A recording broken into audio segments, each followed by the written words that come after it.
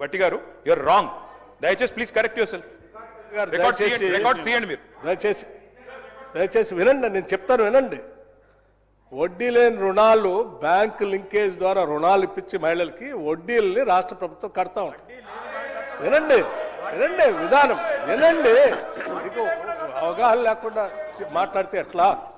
అవగాహన లేకుండా మాట్లాడితే ఎట్లా? మేము వచ్చిన తర్వాత కొన్ని సంవత్సరాలుగా పెండింగ్ ఉన్నటువంటి ఆ వడ్డీ లేని రుణాల పేరు మీద కట్టాల్సిన వడ్డీకి సంబంధించినటువంటి చెక్కుల్ని మేము వచ్చిన తర్వాత క్లియర్ చేసుకుంటూ పోతా ఉన్నాం. ఇప్పుడు కూడా మేము చేసుకుంటూ ముందుకు పోతూనే ఉంటాం. తప్పనిసరిగా 5 సంవత్సరాల్లో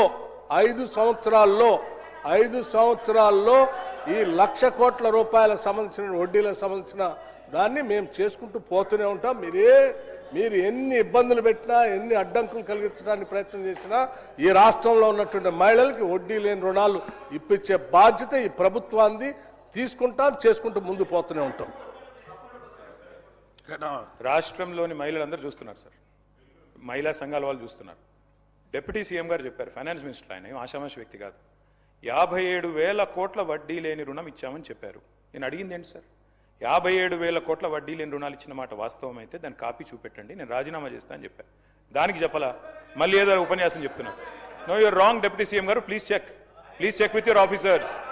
చూపెట్టండి, హౌస్లో పెట్టండి, ఆర్డర్ కాపీ చూపెట్టండి, హౌస్లో పెట్టండి. నెంబర్ 1. నెంబర్ 2 అధ్యక్ష నెంబర్ 2 నేను చెప్పేది అధ్యక్ష, మాకు గౌరవం ఉంది. ఏం సార్ ఇది?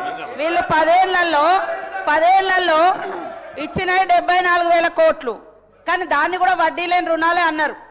కానీ వీళ్ళే మహానుభావులు 5 లక్షలకు పరిమితం చేసి పెట్టారు. భవిష్యత్తులో మేము దాన్ని ఎక్స్టెన్షన్ చేస్తాం. ఇప్పుడు ప్రతి గ్రూపు 5 లక్షలు తీసుకుంటారు, కడుతున్నారు, 20 లక్షల దాకా కూడా తీసుకున్నారు. కాబట్టి అవన్నీ కలిపితే 54,000 కోట్ల రూపాయలు ఇప్పటి వరకు ఇచ్చినాం. 57,000 కోట్ల రూపాయలు ఇప్పటి వరకు ఇచ్చినాం. మేము ఇప్పటి వరకు ఇచ్చినాం వాళ్ళకు లోన్స్. అది స్త్రీనిధి ద్వారా ఇచ్చినాం, బ్యాంక్ లింకేజీల ద్వారా ఇచ్చినాం. దాంట్లో మేము ఇప్పటి వరకు వాళ్ళ వడ్డీ కట్టింది 1,121 కోట్ల రూపాయలు కట్టినాం. వాళ్ళు ఈ మధ్య కాలంలో ఇంకా తీసుకున్నారు. మీరే పెట్టిరు బ్యారికేడ్స్, అవి కట్టలేదు. పైనుంచి 5 లక్షలు అని పెట్టిరు. వీళ్ళే హరీష్ రావు గారే పెట్టిరు. నిన్న మొత్తం తెలుసుకున్న డాటా అయినా పెట్టిండు. ఆడవాళ్ళకి ఎందుకు అలా ఇంతగానో లోన్స్ అని కండిషన్ పెట్టిండు. ఇప్పుడు మా ముఖ్యమంత్రి గారు ఒక బ్రాడ్ సంకల్పంతో 1,00,000 కోట్లు ఎవ్రీ ఇయర్ 20,000 crores ఇస్తామని ఇచ్చినాం. దాన్ని 20,000 కాదు, ఇప్పుడు ఈ 2 సంవత్సరాల లోపే 57,000 కోట్ల రూపాయలు వాళ్ళు తీసుకున్నారు. ఈ దేశంలో అత్యధికంగా బ్యాంక్ లింకేజీలు తీసుకుంటూ ప్రాంప్ట్ గా రీపేమెంట్ చేసేది కూడా తెలంగాణలో మన మహిళలే. 99% ఒక బ్యాక్వర్డ్ డిస్ట్రిక్ట్ మరి ఆదిలాబాద్ నుంచి కడుతున్నారు. ఓవరాల్ గా రాష్ట్రంలో 98% రీపేమెంట్ ప్రాంప్ట్ గా ఉంది కాబట్టి బ్యాంకర్స్ ఇస్తున్నారు. ఇక్కడ నుంచి వడ్డీ లేని మరి ఆ వడ్డీ కూడా మన ముఖ్యమంత్రి గారు, డిప్యూటీ ముఖ్యమంత్రి గారు ప్రాపర్ గా రిలీజ్ చేస్తున్నారు. మీరు 3,000 కోట్లయా కట్టకుండా ఎగ్గొట్టిపోయారు. అభయహస్తం డబ్బులు కూడా వాడుకున్నారు.